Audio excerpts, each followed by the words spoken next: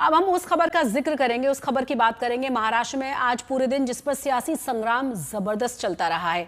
महाराष्ट्र सरकार ने स्कूलों में हिंदी पढ़ाए जाने की अनिवार्यता के आदेश को वापस ले लिया है। वहीं अब नए नियमों के मुताबिक मराठी और अंग्रेजी के बाद हिंदी को तीसरी भाषा के तौर पर पढ़ाया जाएगा। क्लास 1 से लेकर 5वीं तक तीसरी भाषा के रूप में हिंदी पढ़ाने की अनिवार्यता के विपक्ष के विरोध के बाद अब इसे खत्म कर दिया गया है।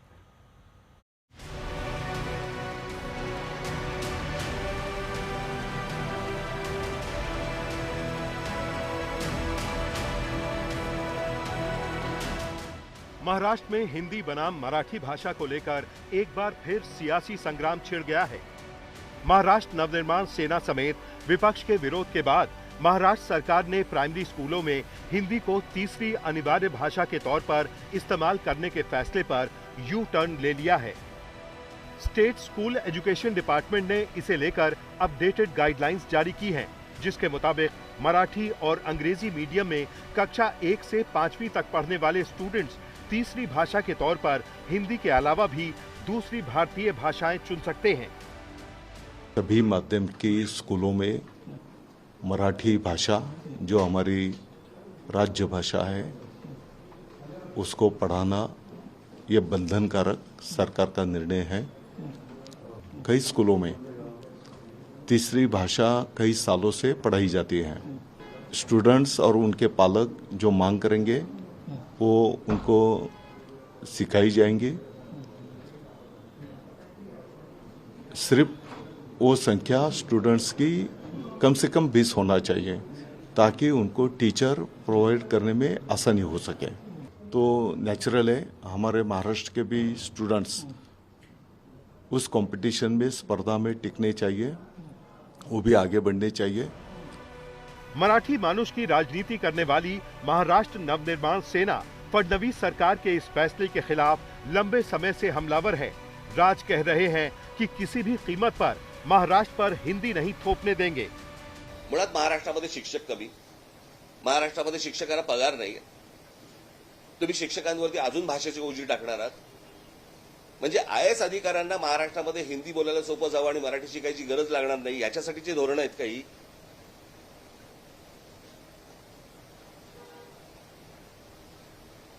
महाराष्ट्रातलं सरकार मराठी असेल तर मला असं वाटतं त्यांनी या गोष्टींचा विचार करणं गरजेचं आहे आणि तात्काळ ही गोष्ट सक्तीची मागे घेणं गरजेचं आहे। दरअसल एनईपी यानी नई शिक्षा नीति के तहत फडणवीस सरकार ने पहले कक्षा 1 से 5वीं कक्षा तक हिंदी को मराठी और अंग्रेजी के बाद तीसरी अनिवार्य भाषा के रूप में लागू करने का फैसला किया था।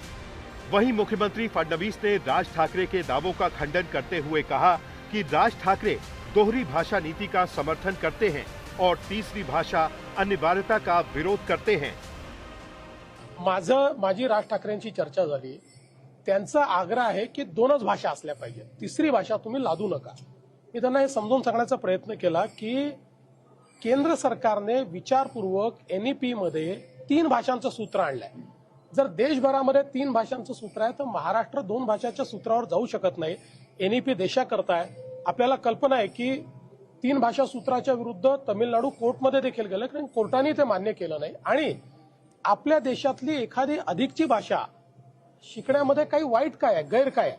आपल्या भाषेला डावललं गेलं असेल तर वेगळी गोष्ट। आपली भाषा शिकत असताना जर आपली मुलं एखादी दुसरी भाषा अजून शिकतील तर त्याही भाषेतलं ज्ञान त्यांच्यापर्यंत पोहोचेल। त्यामुळे जो काही सन्माननीय श्री राज ठाकरेंचा आग्रह आहे की 2च भाषा ठेवा, मला असं वाटतं की केंद्र सरकारने एनईपीच्या माध्यमातून 3 भाषेचं सूत्र, आणि हे काही एनईपी केवळ केंद्र सरकारने तयार केली नाही, देशभरातल्या एक्सपर्ट्सनी बसून एनईपी तयार केली। ती करत असताना कॉग्निटिव्ह पॉवर माइंडची किंवा मुलांचं मस्तिष्क कसं डेव्हलप होतं, त्याच्यामध्ये त्याची सायकोलॉजी काय, अशा सायंटिफिक गोष्टीचा विचार केल्यानंतर मग हे धोरण या ठिकाणी तयार झालेलं आहे। हे धोरण तयार करताना एक्सटेन्सिव्ह जवळपास 3 वर्ष चर्चा झालेल्या आहेत, त्याच्यावर सजेशन ऑब्जेक्शन झालेले आहेत आणि त्यानंतर हे 3 भाषांचं सूत्र आपण स्वीकारलेलं आहे। सरकार के संशोधित आदेश के मुताबिक महाराष्ट्र के स्कूलों में कक्षा 1 से कक्षा 5 तक हिंदी पढ़ाए जाने की अनिवार्यता खत्म कर दी गई है। सरकार ने पहले का फैसला वापस लेते हुए कहा है कि सामान्य रूप से हिंदी को तीसरी भाषा के रूप में पढ़ाया जाएगा, लेकिन इसके लिए शर्त बस ये होगी कि एक क्लास के कम से कम 20 छात्र हिंदी से अलग दूसरी भाषा को चुने। ऐसी स्थिति में स्कूल में दूसरी भाषा की टीचर की नियुक्ति भी कराई जाएगी, लेकिन अगर दूसरी भाषा चुनने वाले छात्र 20 से कम हैं, तो वो भाषा ऑनलाइन माध्यम से पढ़ाई जाएगी। पहले की तरह सभी स्कूलों में मराठी अनिवार्य भाषा बनी रहेगी। महाराष्ट्र कांग्रेस अध्यक्ष हर्षवर्धन सपकाल ने भी महायुति सरकार पर महाराष्ट्र विरोधी एजेंडा चलाने का आरोप लगाया है। तो उसमें कोई हिंदी का फायदा होगा और नुकसान जाहिर सी बात है कि उसमें नुकसान ये मराठी का होगा। मराठी केवल एक भाषा नहीं है, तो मराठी एक संस्कृति है। महाराष्ट्र धर्म एक सभ्यता है और ये जो एजेंडा है विविधता में एकता भारत की विशेषता, ये हमारा संविधान कहता है। भाजपा माहिर है, हिंदू मुस्लिम करने में माहिर है। भाजपा जो है एक जात को दूसरी जात लड़वाने में माहिर है। भाजपा जो है भारत पाकिस्तान करने में, हर मामले में करने में माहिर है। ये जो खिलाफ वाला जो मामला चल रहा है, ये सीधा सीधा अभी छत्रपति शिवाजी महाराज का हिंदवी स्वराज और भारतीय जनता पार्टी का हिंदुत्व, ये सीधी सीधी जो लड़ाई है इससे उजागर हो रही है।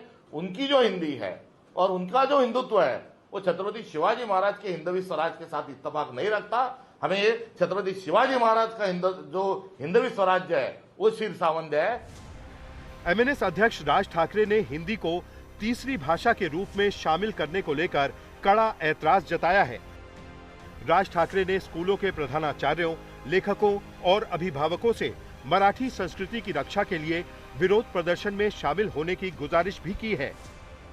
लैंग्वेज बोले तो कौन सी लैंग्वेज, दूसरी लैंग्वेज बोले तो कौन सी लैंग्वेज, हिंदी छोड़ के वो भी बताइए ना। दादा भूषण को पूछिए कि दूसरी लैंग्वेज कौन सी है।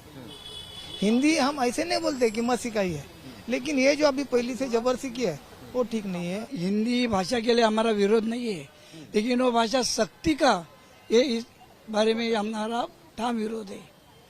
दूसरी जो मराठी है, वो मराठी भाषा को अभी जो दर्जा अभी जो दिया है, उसका हर मराठी भाषा के ऊपर हर पूरा पार्टी, पूरा राजकारण ये मराठी भाषा के ऊपर है। और सभी जितने भी पार्टी है महाराष्ट्र का गवर्नमेंट है, वो हिंदी भाषा शक्ति का करने के लिए जो बात कर रहे हैं वो सरास गलत है।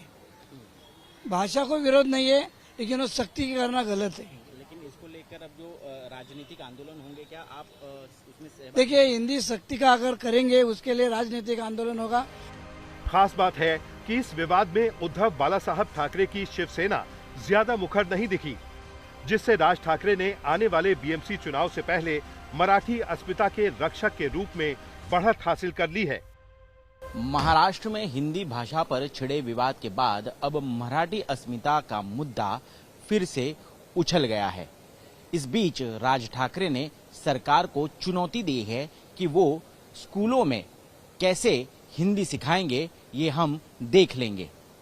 फडणवीस भी इस बीच अपना स्पष्टीकरण दे रहे हैं, लेकिन आने वाले स्थानीय निकाय चुनाव के चलते इस मुद्दे का फायदा किस ठाकरे को होगा, ये तो आने वाला वक्त ही बताएगा।